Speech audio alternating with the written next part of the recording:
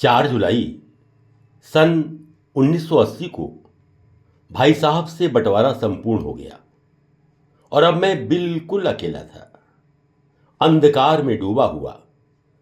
4 छोटे भाइयों से तो सन 1975 से ही अलग हो चुका था। बड़े भाई साहब भी अपनी दोनों पुत्रियों की शादी के बाद मुझसे अलग हो गए थे। पूज्य पिताजी को स्वर्गवासी हुए 20 वर्ष हो चुके थे। अब सन 1980 का वर्ष था और मैं नितांत अकेला था। मेरी उम्र 43 वर्ष की हो गई थी और धर्मपत्नी मालती 40 वर्ष की। मेरी बड़ी बेटी अर्चना उस समय मात्र 13 वर्ष की थी और अंजलि 11 वर्ष की थी। मेरे दोनों जुड़वा पुत्र आदित्य और आलोक 10-10 वर्ष के थे और ज्योति मात्र 7 साल की थी। मेरे पास ना कोई व्यवसाय था और ना कोई अपना घर। किराए की दुकान भारत व्यवसाय प्राइवेट लिमिटेड के नाम से थी, जिसमें कोई काम ही नहीं था और विजयनगर कॉलोनी में 10 MIG लंगड़े की चौकी से सटा हुआ एक निहायती साधारण इलाके में किराए का मेरा निवास स्थान था। मैं बिल्कुल अकेला था। रविन्द्रनाथ टैगोर की ये पंक्तियां ध्यान आई, एकला चलो रे। जीवन में हर व्यक्ति अकेला जन्म लेता है, अकेला ही अपने जीवन का रास्ता बनाता है और जब इस संसार से विदा लेता है तब भी वो अकेला ही होता है। सिर्फ प्रभु का सहारा उसके साथ रहता है। मेरे बच्चे ही मेरे लिए सबसे बड़ी जिम्मेदारी थी और मेरी सबसे बड़ी ऊर्जा का स्रोत भी।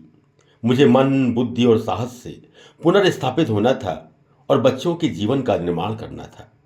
मुझे अपने पिताजी के संघर्षमय जीवन से बहुत कुछ सीखना था और सब कठिनाइयों को पार कर सफल व्यापारी, आदर्श पिता और आदर्श पति के रूप में अपनी पहचान बनानी थी। साधन सीमित थे, लेकिन धैर्य, अनुभव, कड़ी मेहनत और पिताजी का आशीर्वाद मेरे सबसे बड़े संबल थे। मुझे हिम्मत नहीं हारनी थी और आगे ही कदम बढ़ाना था। यही सब सोचकर मैं अपने काम में जुट गया।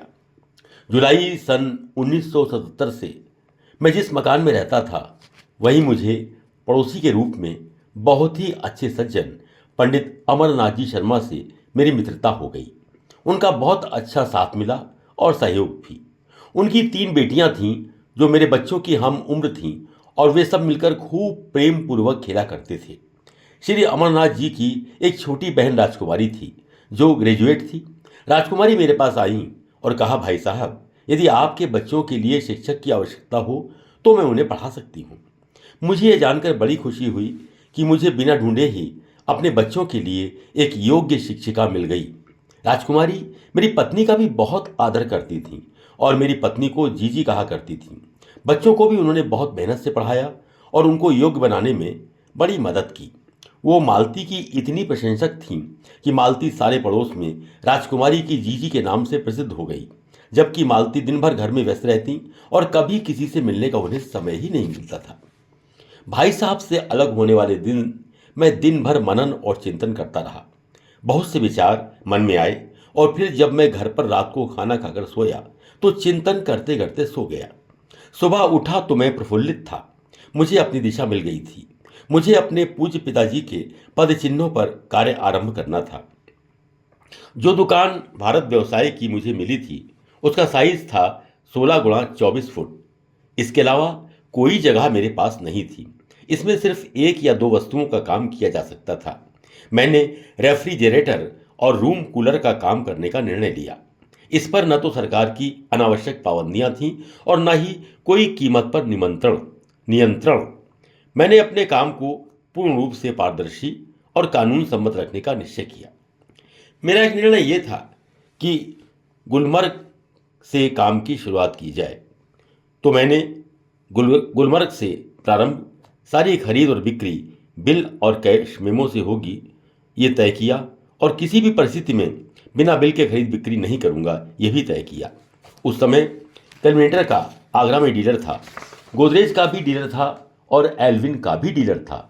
कैलकुलेटर कंपनी अपने रेफ्रिजरेटर अन्य ब्रांडों के नाम से भी बनाती थी, जिसमें एक नाम था गुलमर्ग रेफ्रिजरेटर। ये था कैलविनेटर रेफ्रिजरेटर ही, लेकिन पूरे भारत में इसकी बिक्री इलेक्ट्रॉनिक्स लिमिटेड नई दिल्ली द्वारा की जाती थी। उस समय इलेक्ट्रॉनिक्स लिमिटेड नई दिल्ली के marketing manager Shri M.L. Dutt थे।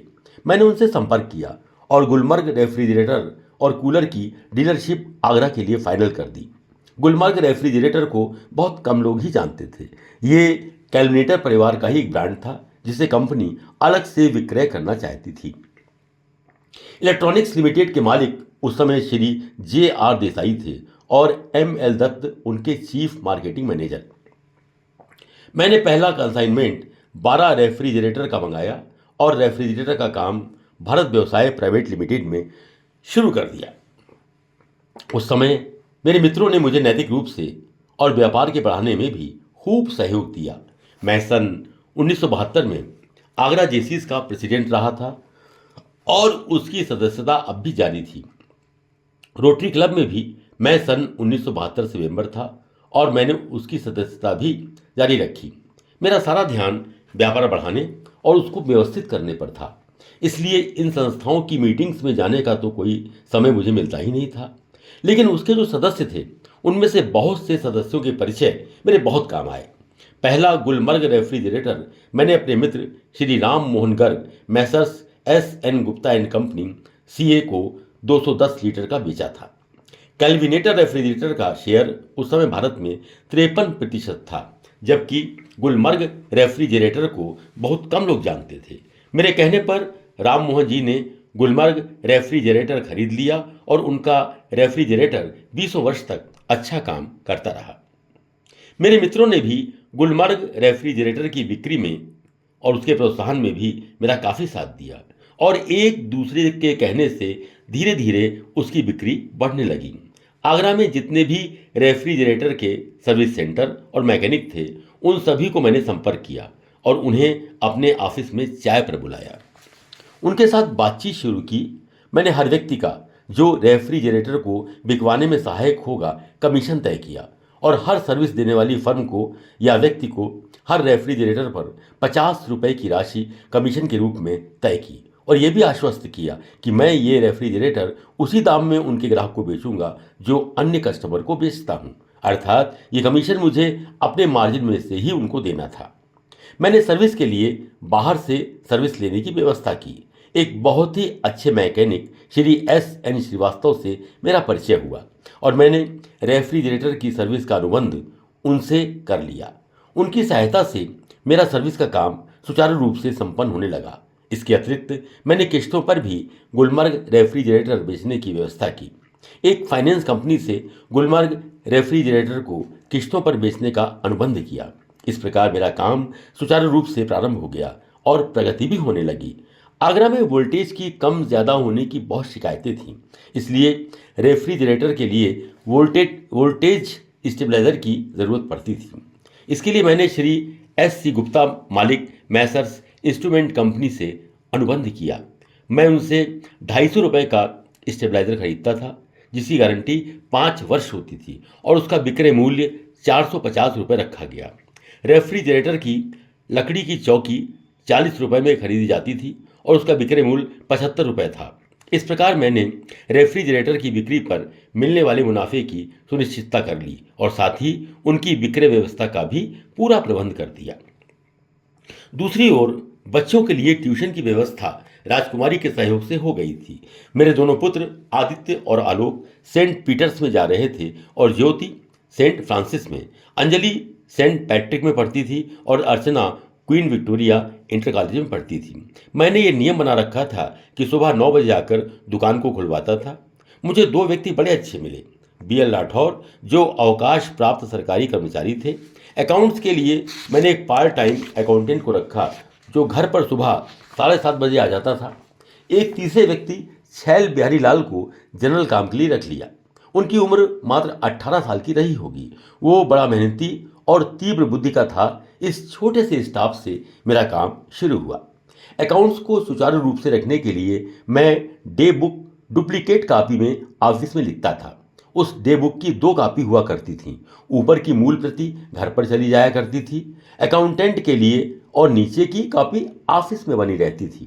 सारे कैश मेमो ट्रिप्लीकेट में छपवाए गए, जिससे एक कॉपी कस्टमर के लिए, एक कॉपी अकाउंट में घर जाने के लिए और एक कॉपी ऑफिस में मौजूद रहती थी। स्टॉक रजिस्टर, जिसमें कंपनी डिटेल, रेफ्रिजरेटर का नंबर तथा ग्राहक और उसका फ़ोन नंबर, ये सब अंकित किए जाते थे। उनका गारंटी समय भी उसमें अंकित होता था।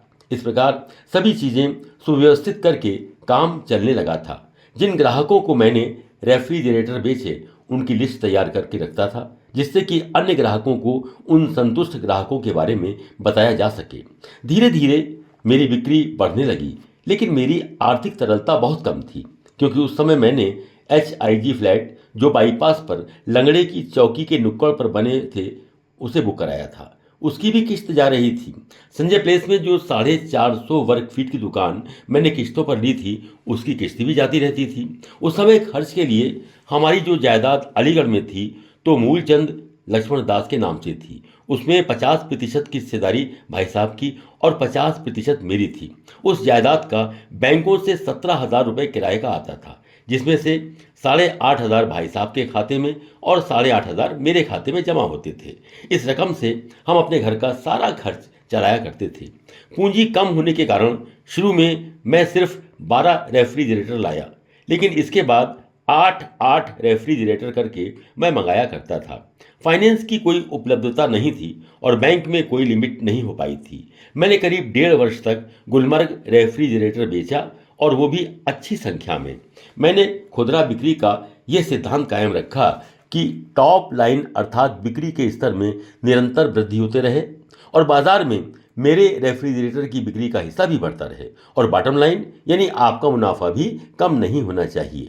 मैंने इसका पूरा ध्यान रखा और पहले वर्ष में ही मैंने 150 रेफ्रिजरेटर बिक्री किए। फिर विजया बैंक में 1 लाख रुपए की लिमिट हो गई, तो मुझे अपना काम करने में काफ़ी सुविधा हुई।